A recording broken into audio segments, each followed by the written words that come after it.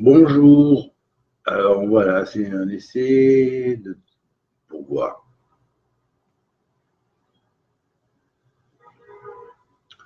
Bonne fin de fête de Pessah.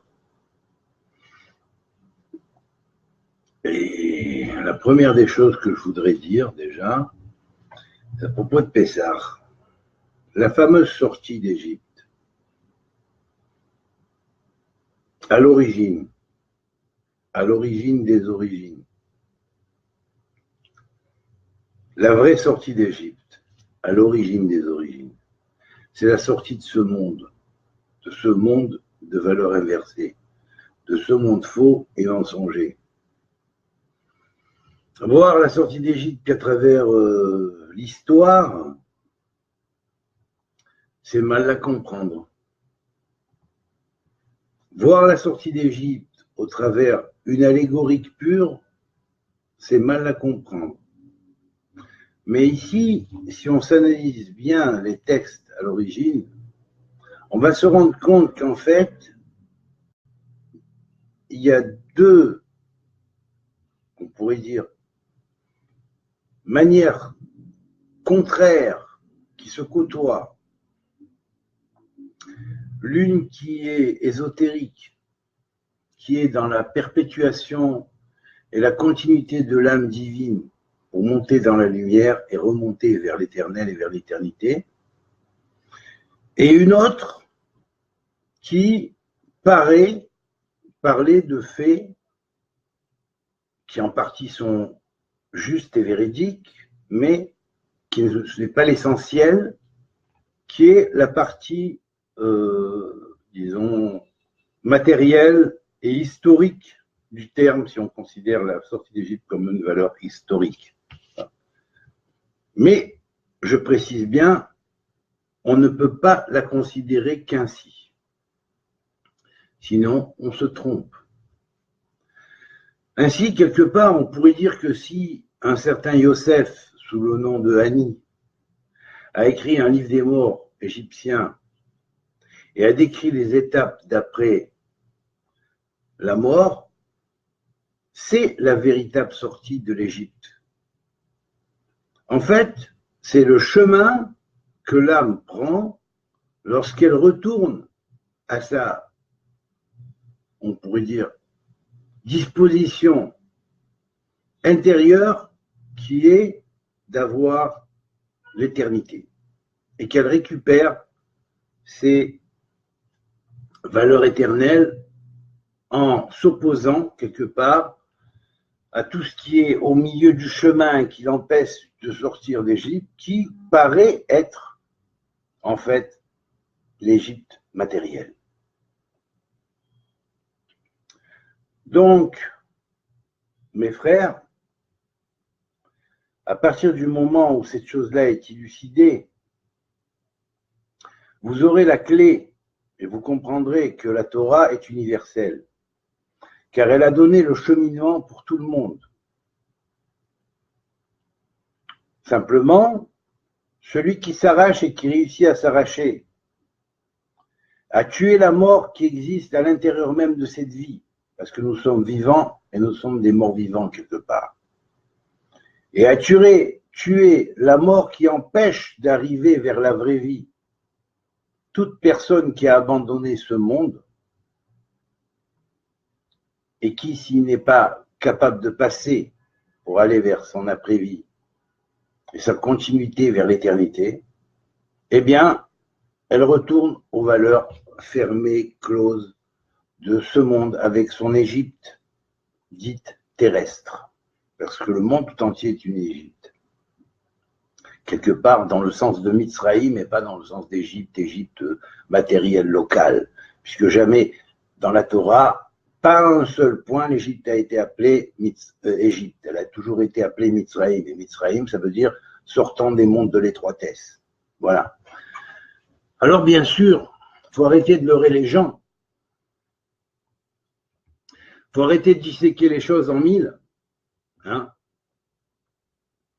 On sait très bien qu'il y aura une délivrance et que la délivrance n'est possible avec la réaccession à l'éternité qu'à partir du moment où on aura passé les valeurs inversées de ce monde. Et ce monde est un monde de chaos, est un monde de valeurs inversées, est un monde où la justice est faussée, est un monde où une ONU est trompeuse, est un monde où des polices sont achetées, est un monde où des juges sont achetés, est un monde où des rabbins, des curés, des imams sont des faussaires, alors qu'ils sont soi-disant les représentants de l'Éternel, ou de Dieu, ou de Allah, ou de je ne sais qui. Voilà. Donc, mes frères, et je m'adresse ici surtout, aujourd'hui, en ces temps de difficultés, de chaos, à mes frères musulmans, pour leur dire la chose suivante. Arrêtez d'écouter ceux qui politisent votre Coran. Arrêtez de rentrer dans les mensonges qu'on vous dit qu'il faut tuer les juifs et les chrétiens. Dieu n'a jamais demandé de tuer son prochain. La Torah, qui est reconnue par le Coran lui-même, dit Dieu ne veut pas la mort du méchant, mais il veut qu'il se repente et qu'il revienne de ses voies tortueuses. Le Coran ne nie pas la Torah, il s'appuie dessus. Et il s'appuie sur les valeurs que Rabbi Yehoshua ben Yosef a dites aussi dans l'Évangile, au travers des textes évangéliques qui ont été traduits, transmis. Même s'il y a à corriger un petit peu leur manipulation par ceux qui se sont fait, soi-disant, les représentants du christianisme. Alors comprenez, mes frères, ne restez pas sans rien dire, parce que, en fait, c'est vous tous qui êtes visés. C'est vous tous qui êtes visés. C'est pas seulement les intégristes. Hein? Les gens ne vont pas faire des amalgames. Hein? En disant, oui, on vous dit toujours, ouais, il ne faut pas faire d'amalgame. Mais bien sûr qu'il n'y a pas d'amalgame à faire. Mais prouvez-le qu'il n'y a pas d'amalgame. Descendez dans les rues, participez, dites non, ça suffit, ces crimes autour de l'islam. Soyez sincères, soyez vrais. C'est ce qu'Allah vous demande d'être vrai. C'est ça le vrai djihad, le djihad intérieur, mes frères. Alors faites-le, ce djihad intérieur. Menez la guerre contre les faux et les mensongers qui vous manipulent, au nom d'un islam tordu qui n'existe pas, en prétendant que c'est soi-disant la vraie application de la charia. C'est faux. Et plus tard, avec l'aide de Dieu, je vous initierai aux profondeurs et aux profondeurs des profondeurs du Coran. Voilà. Ça, c'est mon message à l'islam. Et pareillement aux chrétiens, je veux dire. À ceux qui font des ségrégations et qui disent oui, les juifs, ils n'ont pas accepté, le Jésus que vous avez mis après, ou qu'on vous a imposé, ou dont on vous a imposé les lois et les règles, n'est pas le Jésus authentique. Car jamais Jésus a dit qu'il était Dieu, qu'il était un, qu'il était Dieu. Jamais. Donc ne vous trompez pas, mes frères chrétiens. Ne vous trompez pas, parce qu'on vous trompe. L'Église qui s'est imposée a été plus influencée par Simon le magicien que par Rabbi Yehoshua ben Yosef, qui lui était un bon juif. Pas comme certains rabbins qui disent c'était, qui noircissent. Et qui l'ont mis dans les oubliettes. Et qui racontent dessus des choses qui sont invraisemblables et exécrables. Vous aussi, frères juifs, éloignez-vous de ça, parce que c'est faux, c'est mensonger. Les trois religions sont sorties d'une seule à l'origine. Un judaïsme qui s'est brisé à un moment donné, qui était parfait un peu avant Qumran, qui était encore à peu près entier, presque comme il était avant l'exil de Babel. Mais après, c'est autre chose qu'on en a fait. Et c'est la raison pour laquelle le Mashiach avait dit à Rabbi Yehoshua ben Yosef, aujourd'hui, si vous écoutez sa voix, ça veut dire qu'à l'époque, ils n'écoutaient pas sa voix, et dans les générations d'après, on n'a pas écouté sa voix, et ça, il faut le reconnaître. Parce que si on dit que dans les générations d'après, on avait écouté sa voix, on aurait reçu depuis longtemps la Géoula que nous promettent tous les ans les rabbins qui sont entrés dans ce système-là et qui se sont fait souvent eux-mêmes piéger par un système de mécréance qui a existé depuis 2 siècles environ avant l'ère chrétienne. Alors je vous conseille, mes frères juifs, lisez les écrits de Qumran, ils sont fondamentaux pour que vous appreniez à distinguer le vrai du faux, les vrais maîtres des faux maîtres, ceux qui veulent votre bien de ceux qui vous traînent dans des prisons dorées et qui vous enferment là-bas dedans, en rajoutant sur rajout, sur rajout, sur rajout, sur rajout. Voilà. Maintenant, si j'ai dit ça, c'est pour faire un petit peu le point. Maintenant, on va laisser tomber toutes ces polémiques de clochers rivaux. Moi, j'appellerais ça des polémiques de clochers rivaux.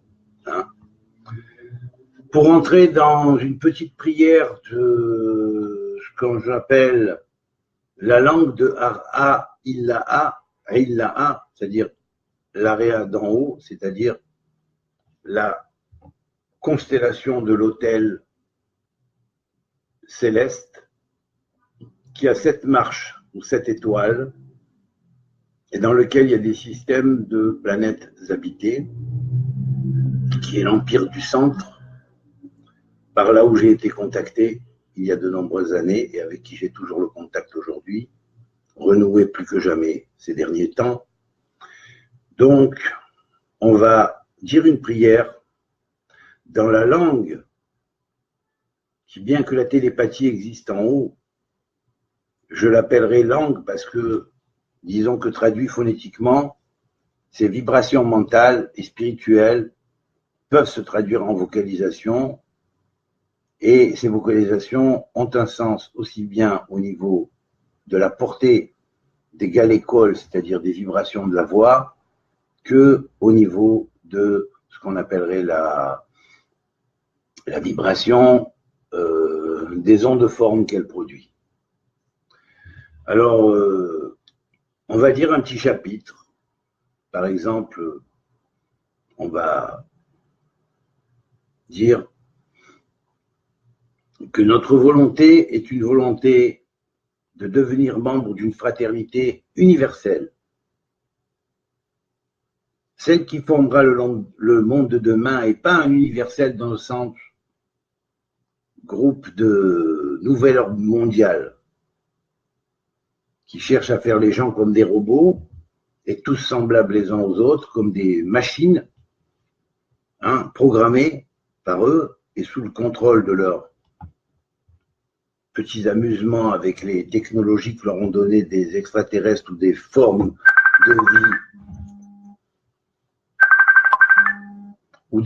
de vie qui sont pratiquement disons très peu évoluées dans l'univers. Hein. Alors, donc, je vais vous donner la signification ici, c'est-à-dire que voulant former une fraternité universelle qui soit une fraternité sur laquelle se reposera le monde de demain avec un gouvernement de sages qui sont des vrais sages, qui donnent à chacun sa possibilité d'être lui-même et où toutes les traditions ont leur signification et leur ordre et complémentaires les unes avec les autres, en laissant chacun pouvoir s'exprimer selon son avit et en prouvant que tous les aviotes se maintiennent, ou tous les aviotes, c'est-à-dire tous les rayons, quelque part se maintiennent sur le même point central du cercle. Racine et clé de autant de phi que de pi. Donc, on demande à l'Éternel qui nous ouvre les portes de la délivrance véritable pour laquelle nous voulons travailler, nous, en tant que fils et artisans et fils de la lumière. Comme le disaient les disciples de tous ceux qui enseignaient à Qumran. qui étaient les héritiers des vrais prêtres et la continuité des vrais prêtres. Donc, on va dire cette prière et on va demander que, étant donné que nous avons atteint une époque complètement chaotique, qui avait été prédite par tous les prophètes de vérité, que Dieu avait envoyé durant des millénaires et dont nous n'avons pas écouté la parole, et jusqu'à aujourd'hui, et je précise bien jusqu'à aujourd'hui. Ça veut dire que ceux qui disent non, oui, mais nous, on a été parfaits, les autres qui ont fait des erreurs, non. Non, non, non, non, non, non, vous non plus. Voilà. Alors, on va dire cette prière selon les trois enceintes de ce temple de la parole qui est cette langue, puisque c'est la langue proche, qui est la langue primordiale, et qui en même temps, c'est la langue de demain. Comme il est marqué dans les prophètes, et ils parleront un langage que n'ont pas parlé leurs pères, bien qu'ils reposent sur des clés qui étaient dans le langage de leur père, c'est-à-dire au Sinaï. Alors,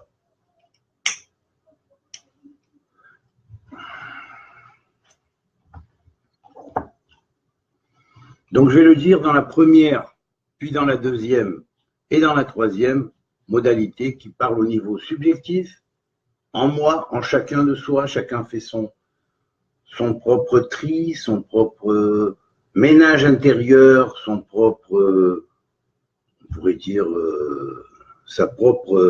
mange sa propre matzah, ça veut dire sa vraie matzah, c'est-à-dire son vrai pain de Pâques, ou pain de Pessah, hein, pain azim, ou pain plat, hein. Et bien sûr, à un deuxième niveau, on va parler du niveau, on va dire la même prière sous l'angle absolu, c'est-à-dire dans le niveau des mondes supérieurs, des cosmos supérieurs, avec la vibration de la langue qui est macrocosmique et avec la vibration de la partie de la langue qui, elle, relie les deux extrêmes comme un pont entre les deux. Voilà. Alors, accrochez-vous, écoutez, ça vous fera du bien, ça fera du bien à vos âmes, ça les réveillera. Et plus tard, peut-être qu'on parlera de cette langue à un niveau aussi médical. Plus tard. Plus tard. On organisera peut-être avec l'aide de Dieu des séminaires pour ça. J'espère que vous viendrez nombreux pour l'apprendre et pour apprendre à pratiquer cette langue qui est purement mantrique.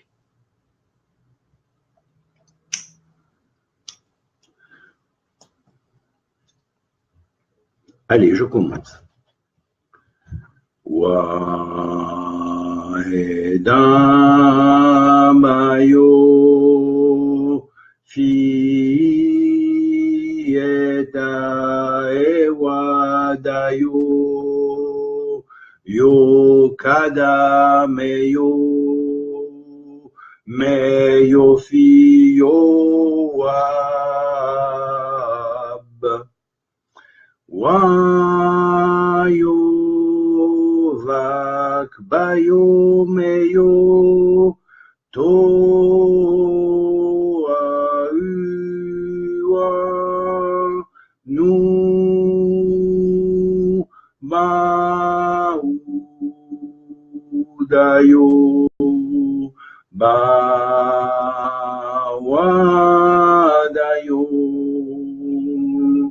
Iwa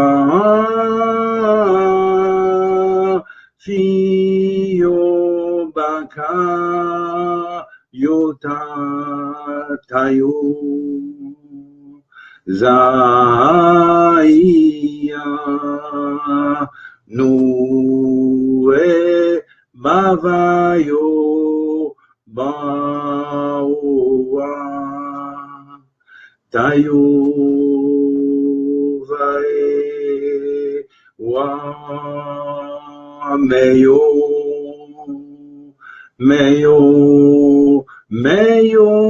vo awa la yotala metwayo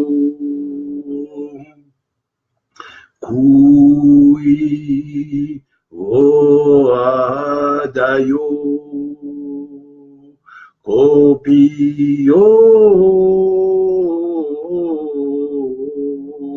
efibayo wa ese tayo betse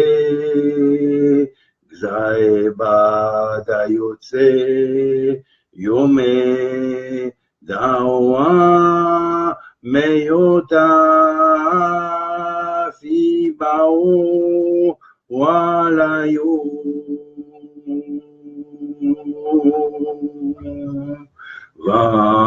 vaitse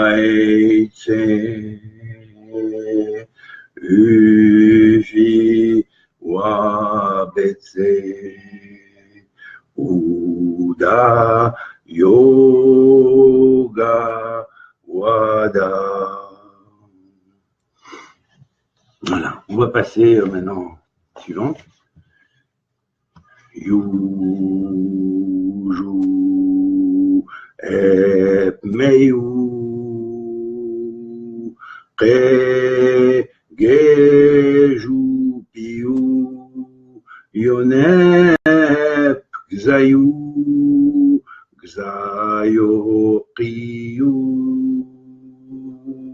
Ame, Iyo, Eva, Meyu, Gzayu, Giyau, Zamehu,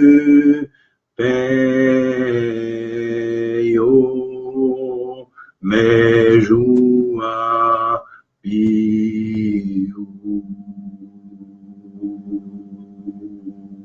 Ijua Pi Yomen Yoga Gyo Liaze Zeme Iyomeu Giyu Ejuksa Giyu Gzayu Gzayu Huaju Yo Vayo Gia Gzai Juyu Ki Ujua Piu Nubio Ekmeyu Jainun Gionun Kemepionun Gayu Peu Zayogak me ujuvayo Jehovah o pejunun upi yo ajue gio keliu Gzayu, Keiyu, Gzayu.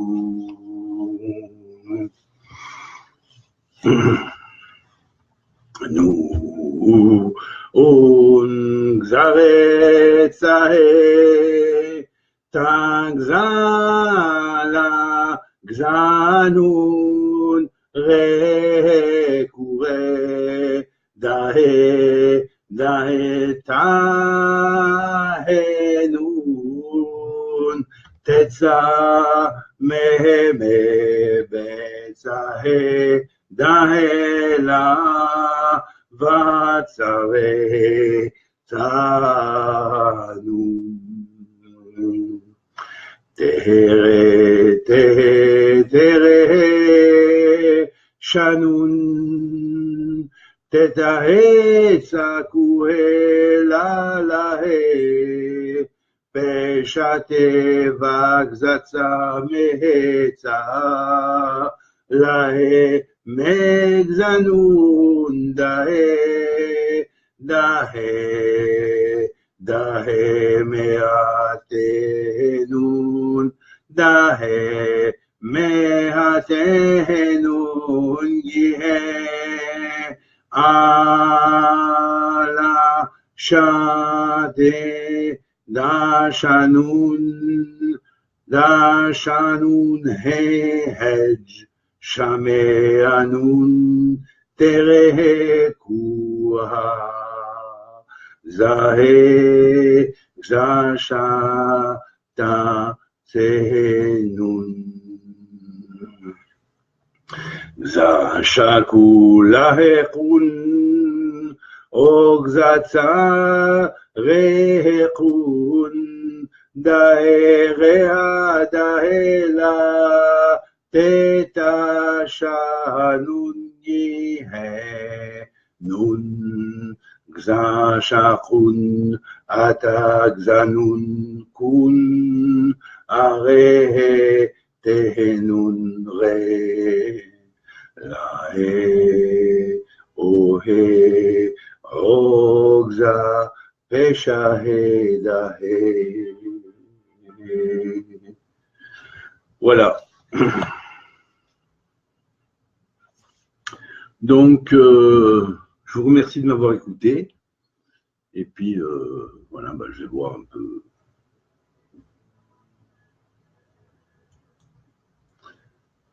peu s'il y a des questions. Apparemment.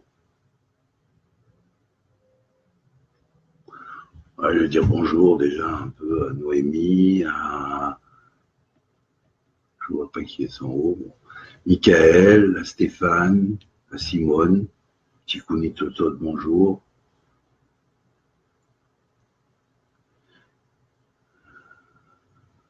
Dikariel, bonjour.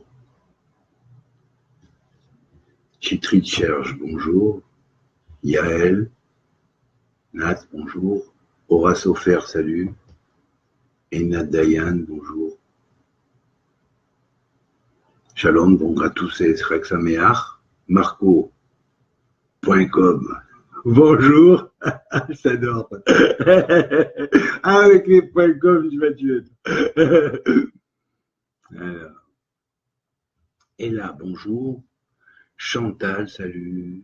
Daniel, Gilles, Kenzie. Ah, ça fait un moment que tu devais m'appeler pour qu'on prenne un petit café ensemble, Gilles. Chantal Moitié. Daniel Sarif, bonjour.